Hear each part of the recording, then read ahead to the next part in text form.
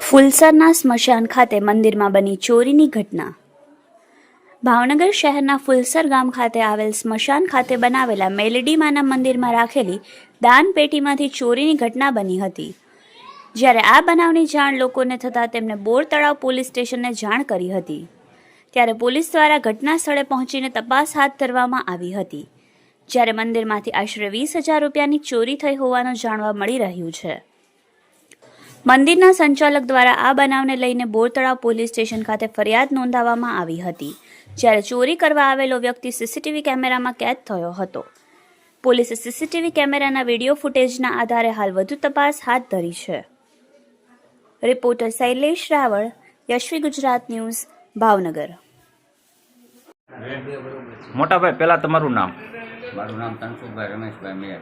તનસુખભાઈ, કયો વિસ્તાર છે અને શું બનાવ બન્યો હતો? ફુલસર મોક્ષ મંદિર ઠાકરદ્વારની પાછળ આ મોક્ષ મંદિર મેલડીમાનું મંદિર છે.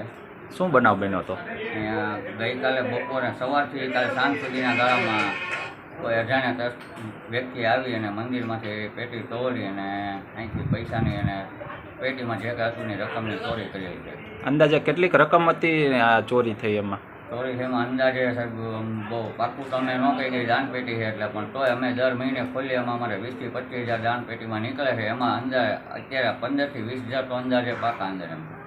ઓકે, આ બનાવને લઈને પોલીસને જાણ કરી હતી? હા સાહેબ, પોલીસવાળાને જાણ કરી અને એમને કીધું, ગાડી આવી અને અમને અત્યારે ફરિયાદ કરવા જવાનું કીધું.